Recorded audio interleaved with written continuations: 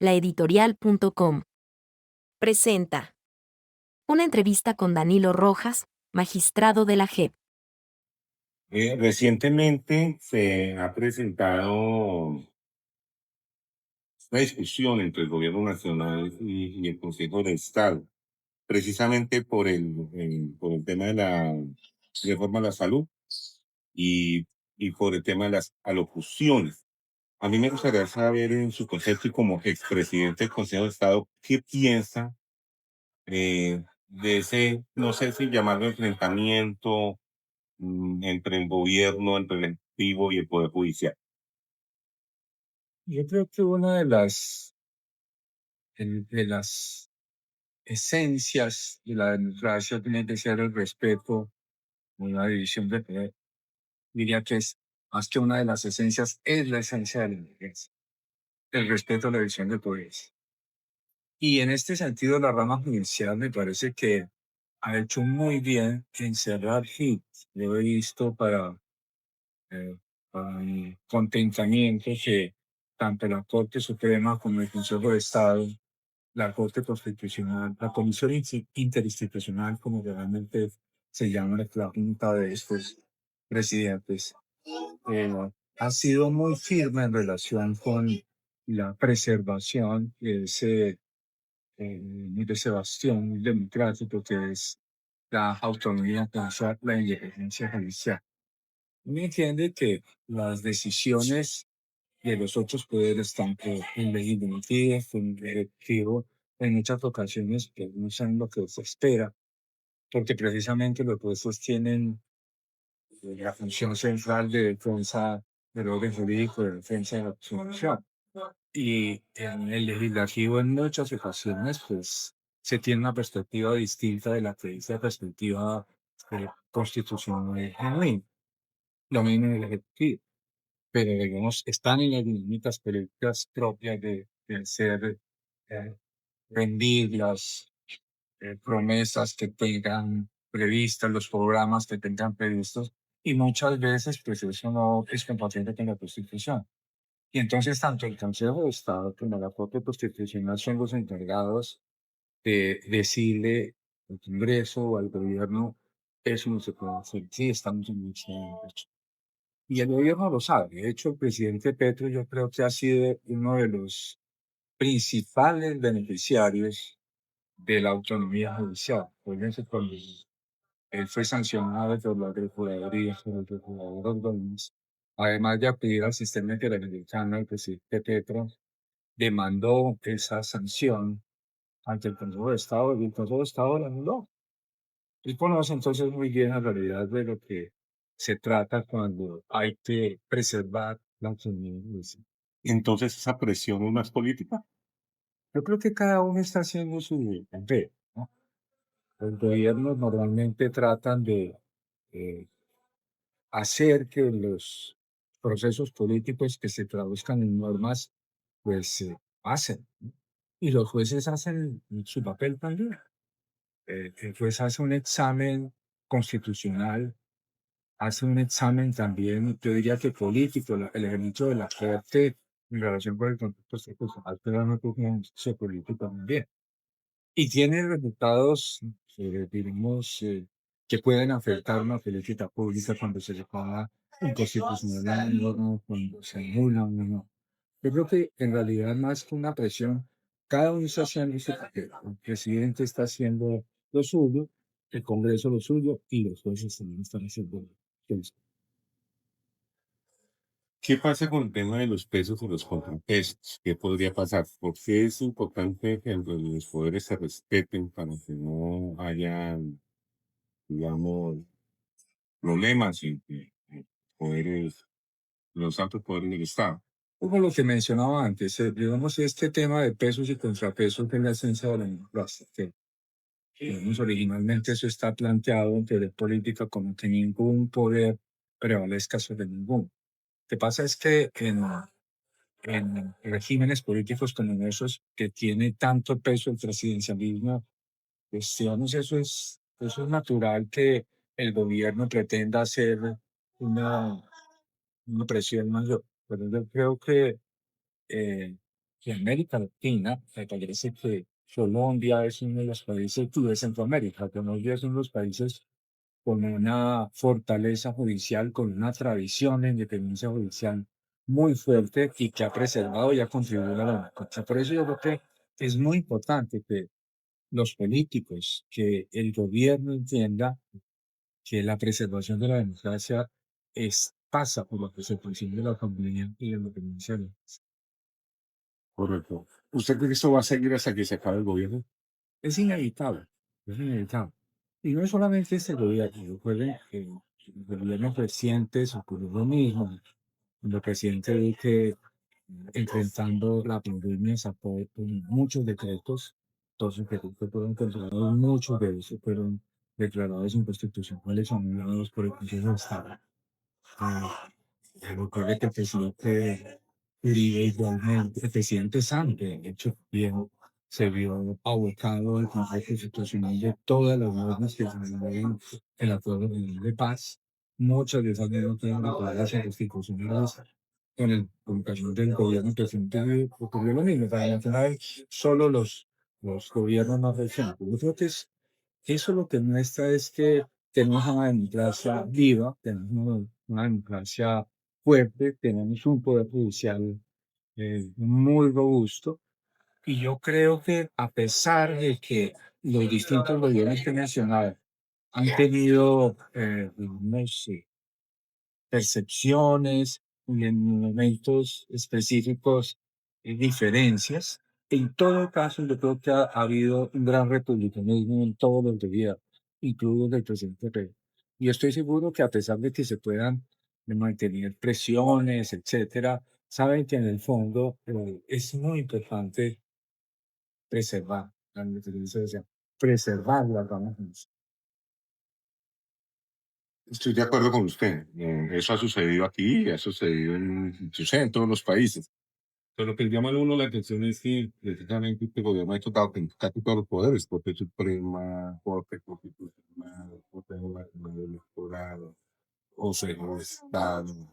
Eh, Podría creer uno que hay una presión mayor. Estamos lejos de lo que le pasó a Venezuela, lo que le pasó a Nicaragua.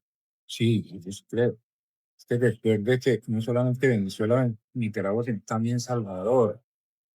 Eh, Recuerde que en estos países que usted ha mencionado, lo primero que se hizo cuando, digamos, la rama judicial en estos países enfrentó al Ejecutivo fue eh, ni siquiera cerrados, sino, digamos, porque es muy costoso. Obviamente, eso sí suena un golpe de Estado muy ostensible y las presiones internacionales lo que hacen es modificar.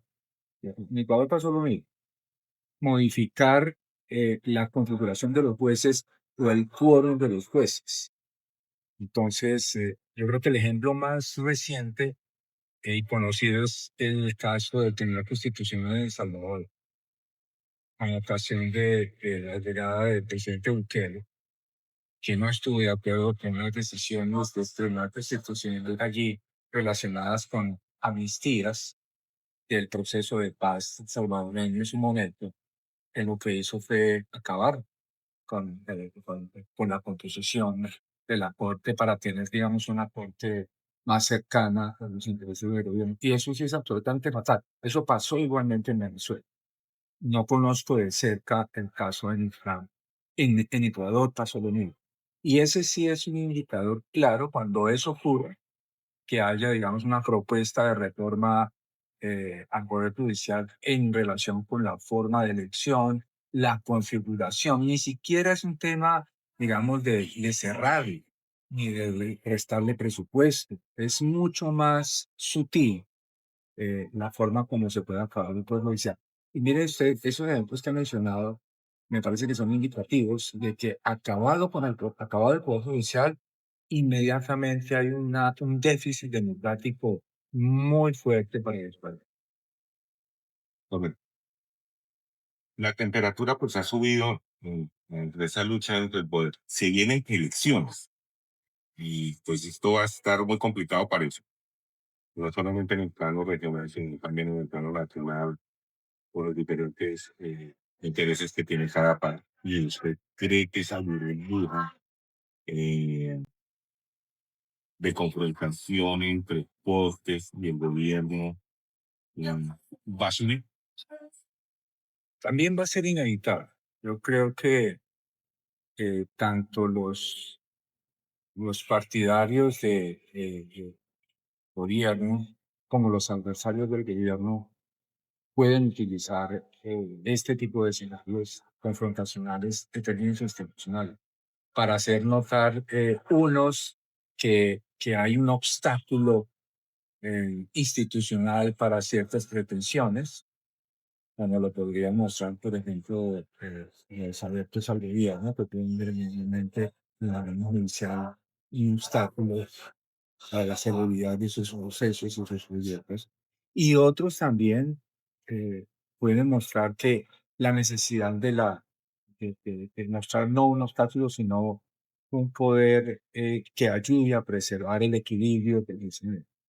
Entonces, yo creo que es uno de los elementos, así como seguramente, por ejemplo, el análisis económico de lo que esté haciendo el país, de lo que esté pasando, lo que está pasando en el país, el análisis internacional de relaciones internacionales del país, eh, va a estar en el debate electoral. Claramente también el tema judicial lo va a estar, el tema de paso del Estado. Entonces, yo creo que son temas de tal relevancia y comunicación jurídico-política que van a estar presentes. Y yo creo que eso no hay que tenerle miedo. Eso yo creo que es una expresión clara de mucha eh, fortaleza democrática. Yo creo que eso es lo que hace interesante la democracia, ¿no? Que todos puedan expresar opiniones, puntos de vista en relación con el comportamiento de las instituciones. Yo creo que el hecho de que en este momento, por primera vez en la historia, tengamos claramente un gobierno de izquierda que puede mostrar de manera mucho más abierta en un debate democrático lo que en otras formas de gobierno que hemos tenido que son mucho más cercanas al partidismo tradicional no se ve tan claro. Entonces, a mí me parece que si un partido como el de gobierno quiere mostrar más radicalmente cierto tipo de funcionamiento institucional, me parece que eso alimenta muy bien el debate. Este semestre de 2026 es para demostrar la fortaleza institucional que tiene el país. Sin duda. Yo creo que justamente ahí está, digamos, la contribución a la madurez política a lo que nos vemos abocados como ciudadanos.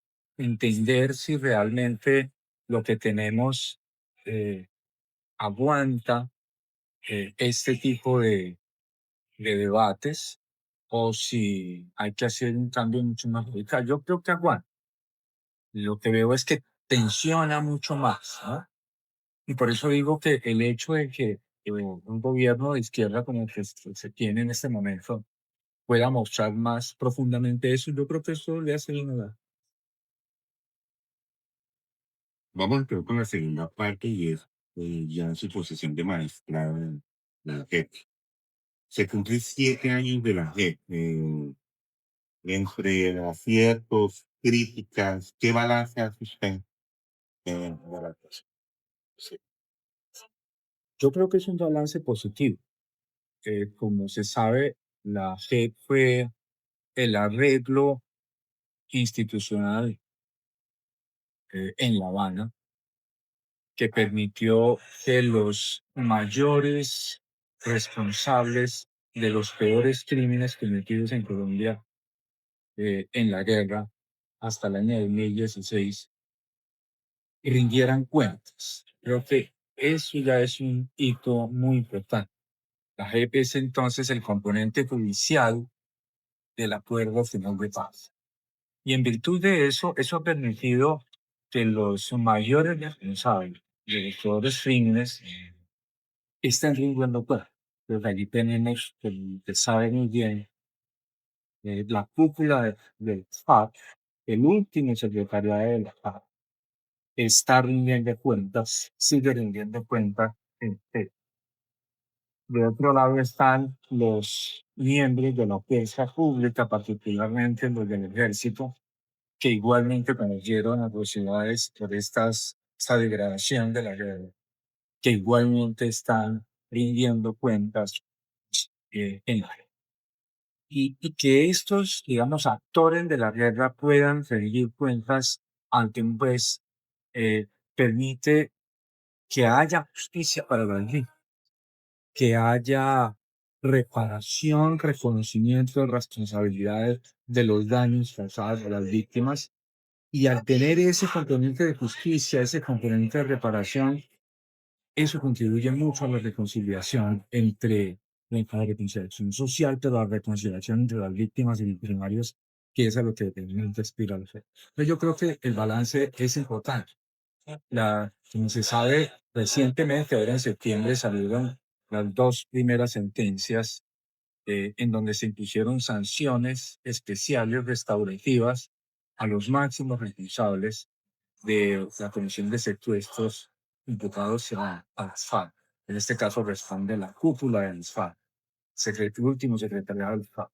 Pero también se impusieron sanciones a un grupo de militares, concretamente 12 militares de distintos rangos, oficiales y oficiales soldados, por la Comisión de Ejecuciones Extrajudiciales, lo que coloquialmente se ha llamado en Colombia los falsos positivos. Pero más allá de esas sentencias, que vendrán otras sentencias por otros casos, yo creo que un balance que es bueno hacer igualmente y resaltarle a la ciudadanía es el proceso mismo para haber llegado a esas sentencias.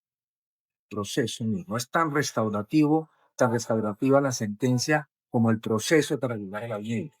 Porque es que en el proceso de escuchar a las víctimas, de escuchar a los victimarios, de propiciar encuentros entre ellos, cara a caras entre ellos, ese es un proceso de auténtica reconciliación, de auténtica reconocimiento, responsabilidad ante quienes se deben hacer, no solamente ante el juez, sino ante los afectados con esos graves daños.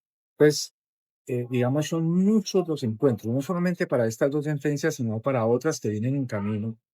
La JEP ha hecho un esfuerzo a nivel nacional para propiciar esos encuentros. Esos encuentros son muy difíciles, pero muy necesarios, en donde, digamos, la perspectiva jurídica es uno de los componentes, pero los otros componentes, si se quieren mucho más hondos, tienen que ver con aspectos psicológicos, aspectos sociales,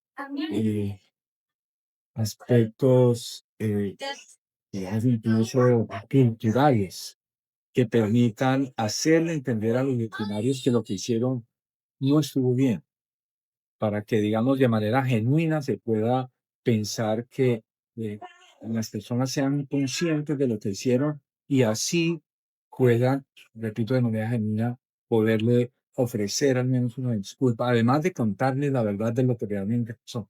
Ese es otro aspecto, además de este procedimiento, digamos, que lleva a las sanciones, que yo creo que es tan valioso como la sanción misma. Hay otro aspecto que me parece que es muy importante en todo este balance que se debe hacer, y es el particular reconocimiento y identificación a las víctimas. Las víctimas llevaban muchos años, digamos, buscando no solamente los responsables de los crímenes cometidos, sino buscando respuestas claras. Porque es que en justicia ordinaria se pueden encontrar los responsables, pero como allá opera el principio de presunción de inocencia, entonces a la persona hay que vencerla en juicio. En cambio, aquí vamos los incentivos que existen, la persona va y cuenta la verdad. Y ese contar la verdad, por ejemplo, a los familiares de un desaparecido, es muy valioso. Decirle, mire, yo sé dónde está la persona que yo maté o que mató mi grupo, el grupo con el que estaba. Y eso, después de 30, 40 años de búsqueda, es es un gran alivio, es un bálsamo para las.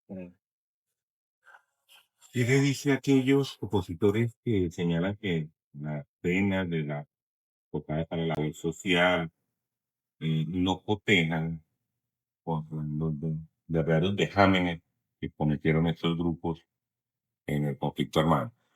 Sí, yo le diría dos cosas. La primera es que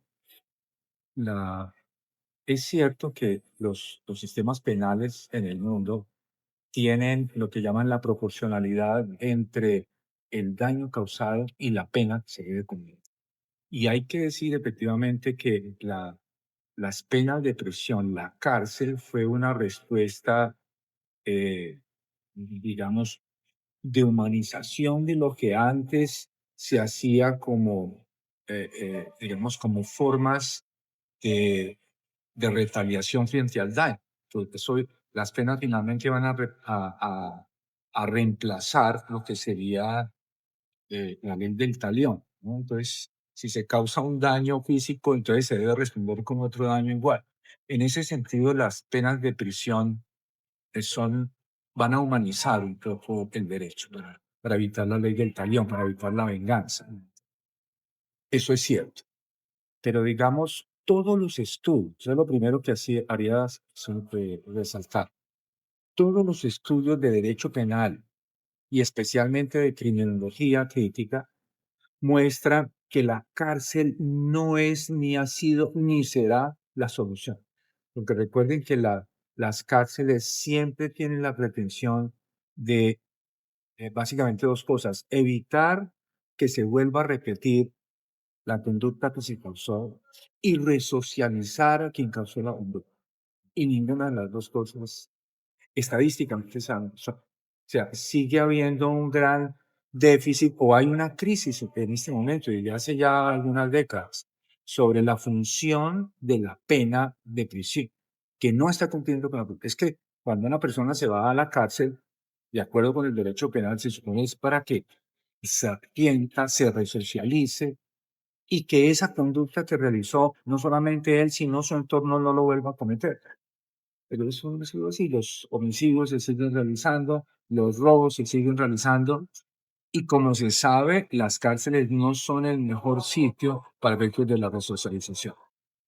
Este tema de congestión de cárceles, de delincuencia desde las cárceles, digamos, es una constatación que se puede hacer.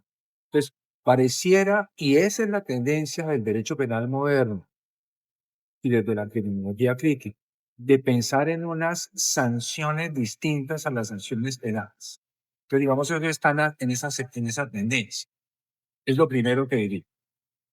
Y lo segundo es que eh, las, las penas restaurativas que se imponen, que no son de prisión, pero son restrictivas de la libertad, están mostrando cada vez más que parecieran ser un mejor remedio para la víctima y para el victimario. O sea, la aspiración que tiene que tener el derecho penal en relación con las penas de prisión parece que la está cumpliendo de mejor forma o que la puede cumplir de mejor forma estas penas restaurativas, porque permite, digamos, un acercamiento, no un aislamiento del victimario con la víctima cuando la víctima así lo quiere, y permite particularmente un restañar las heridas de la mejor manera posible. Entonces yo creo que ahí tenemos que empezar a pensar en un cambio cultural sobre lo que el papel que realmente desempeñan las sanciones de prisión y el papel que pueden desempeñar en cambio este tipo de sanciones restaurativas.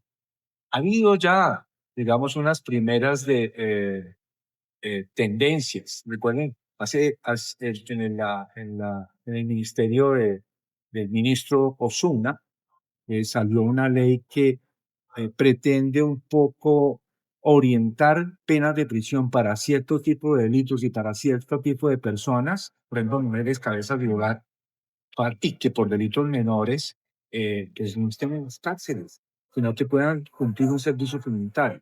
Yo creo que esa va a ser la tendencia cada vez más fuerte de la medicina transicional. Digamos, más pensar menos en en quien cometió el delito y más en quien padeció el delito. Y lo que se hace es como una inversión del énfasis, atender más quien padeció, que es la víctima, de la mejor manera posible, incluida la atención por parte del victimario. Pues yo creo que ahí necesitamos poco a poco entender que esa puede ser una salida mucho más efectiva, si se quiere, en relación con lo que pretende la víctima respecto del bien personal. Ahora, hay, por supuesto, víctimas que no quieren saber de ese tipo de medidas.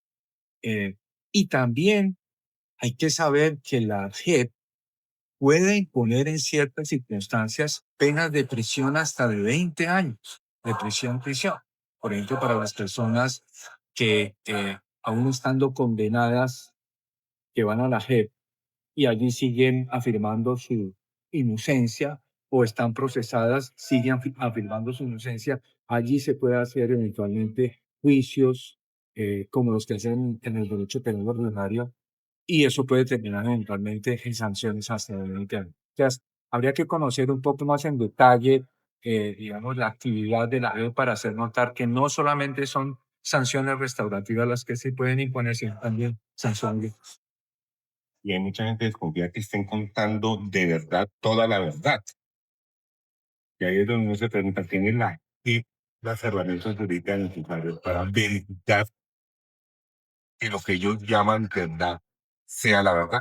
Sí, fíjate, a la JEP le llegan, digamos,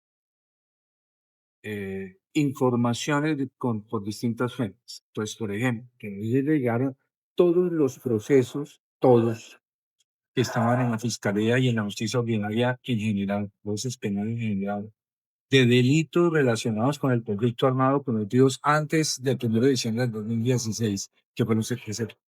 Todo eso lo pasaron. El juez es el juez competente del conflicto armado. Ningún juez puede conocer de estos delitos contra el FARC cometidos antes del 1 de diciembre del 2019. Entonces, esa es la primera fuente de información. Y muchas de esas intervenciones incluyen sentencias contra guerrilleros y sentencias contra militares. O sea, ya fueron vencidos en juicio. Y allí hay ya una verdad demostrada. Ese es el primer inicio.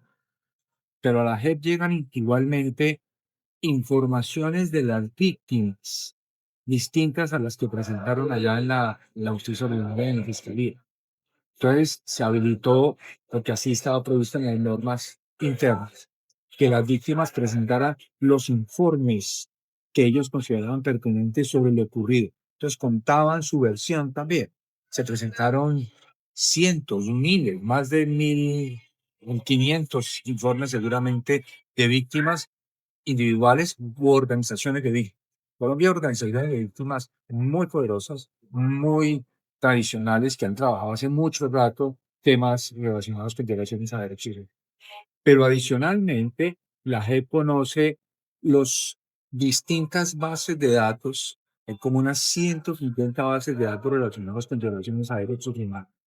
Y allí, digamos, toda esa información también reposa en la JEP.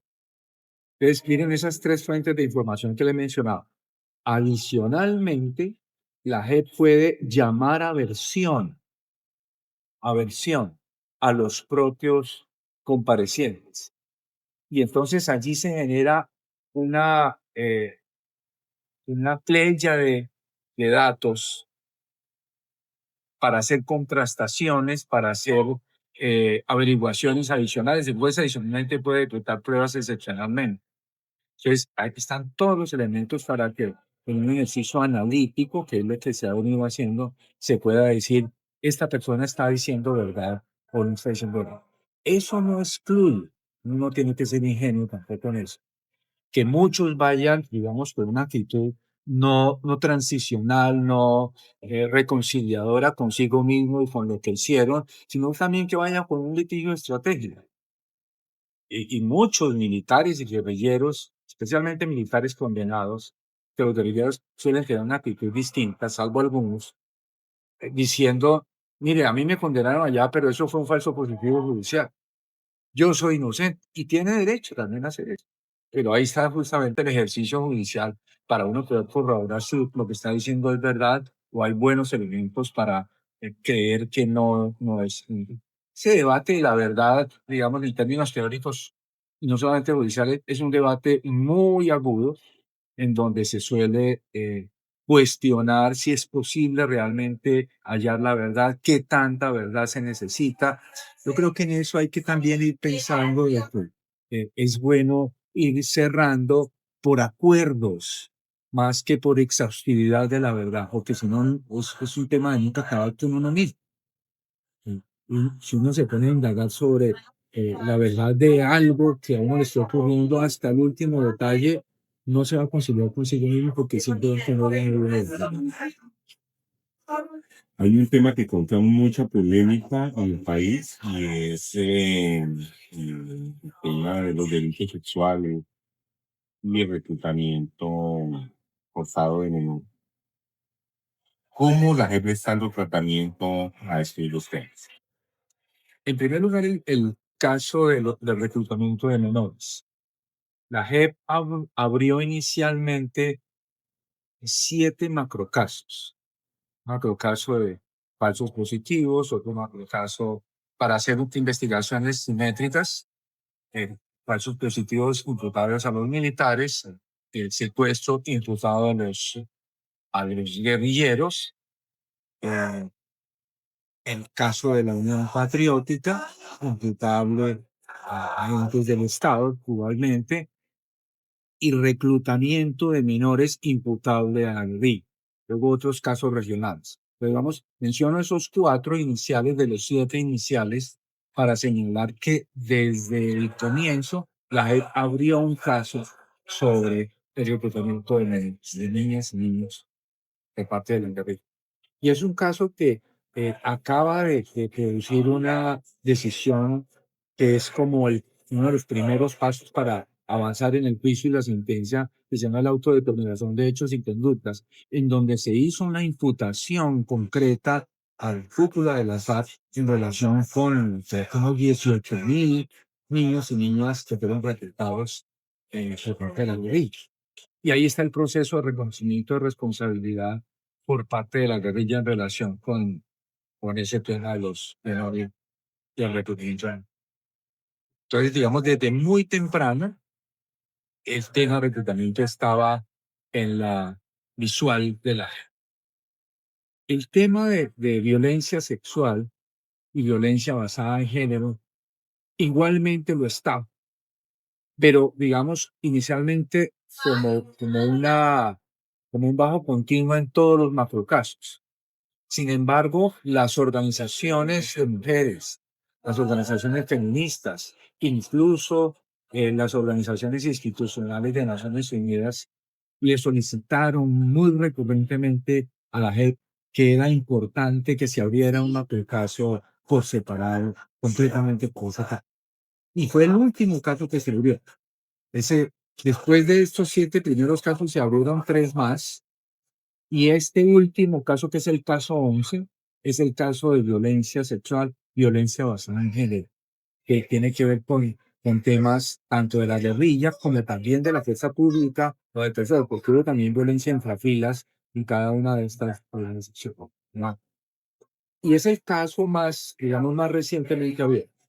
Se está trabajando, es el que menos información tiene. Es un caso muy, muy difícil. Es un caso en el que yo diría que la comunidad internacional en particular tiene una gran expectativa porque no ha sido fácil en ninguna parte del mundo hacer una investigación sobre eso para que haya reconocimiento. Digamos, es un poco paradojal que para los perpetradores suele ser mucho más fácil reconocer un asesinato que una violación. Y en ese trabajo están haciendo. Un paréntesis, y acaba de hablar, ¿qué pasó con el tema de Álvaro Gómez Hurtado, el magnicidio? Finalmente la JEP lo va a tratar, o finalmente se echaron la culpa, bueno, ¿qué ha pasado con eso? Ahí yo no puedo decir mucho por lo siguiente. Efectivamente, el caso de Álvaro Gómez Hurtado fue a la JEP con ocasión de una afirmación de uno de los miembros de la cúpula de la FARC. señalando que las FARC habrían tenido, digamos, allí que ver con ese homicidio. Y se está litigando el caso. Entonces, ha habido decisiones en relación con el tema para decir que sí debe estar allí porque uno de los comparecientes obligatorios, que es la guerrilla de las FARC, así lo está mencionando, versus, por así decir, las otras hipótesis que tanto la Fiscalía como la Justicia Ordinaria y los familiares de Álvaro Gómez sostienen que el eventual digamos, responsable o responsables de ese asesinato van por otro lado. Y está un litigio allí, digamos, pendiente. Ahí no puedo avanzar mucho porque yo estoy en la sección de apelación y eso eventualmente lo pueden requerir.